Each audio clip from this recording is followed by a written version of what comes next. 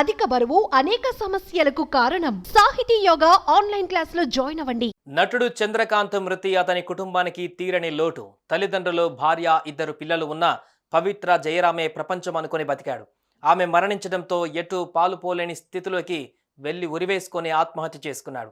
పవిత్ర కోసం తన భర్త ప్రాణాలు తీసుకున్నాడు అంటూ చంద్రకాంత్ భార్య శిల్ప బోర్న విలపిస్తోంది. ప్రస్తుతం అతని పార్థివ దేహం ఇంటికి చేరుకుంది. భర్తను కడసారిగా చూస్తూ చంద్రకాంత్ భార్య శిల్ప బోర్న విలపిస్తోంది.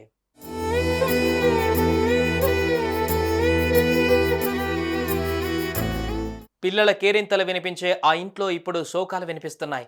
చంద్రకాంత్ మృతితో అతని కుటుంబ సభ్యులు బోరున విలపిస్తున్నారు. ఇదిగో వస్తాడు, అదిగో వస్తాడు అనుకున్న చందు భార్యకు ఇప్పుడు కన్నీళ్లే మిగిలాయి. చంద్రకాంత్ తీసుకున్న నిర్ణయం ఇప్పుడు 2 పిల్లలను తండ్రి లేని వాడిని చేసింది.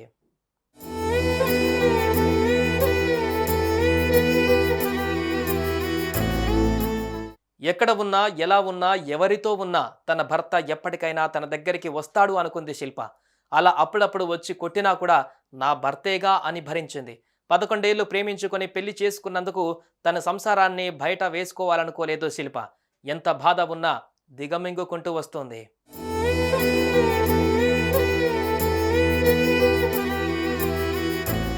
పవిత్ర జయరాం యాక్సిడెంట్లో మృతి చెందిన 5 రోజులకే చంద్రకాంత్ ఆమె ఫ్లాట్లో ఉరివేసుకొని కనిపించడంతో శిల్ప గుండె పగిలినంత పనయింది.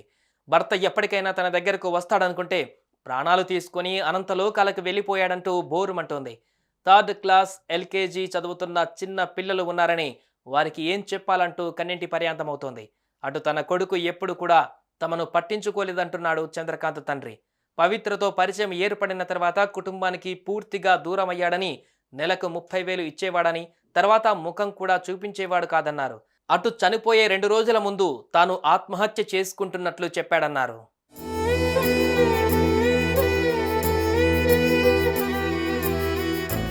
చంద్రకాంత్ మృతితో అతని కుటుంబంలో విషాద ఛాయలు అలుముకున్నాయి.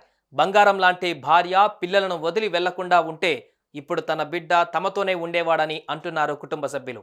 చెట్టంత ఎదిగిన కొడుకును కోల్పోతే ఆ బాధ తీర్చలేనిదని బోరుమంటున్నారు. సుమన్ టీవీలో మీ పర్సనల్ అండ్ బిజినెస్ ప్రమోషన్స్ కోసం కింది నెంబర్కి కాంటాక్ట్ చేయండి.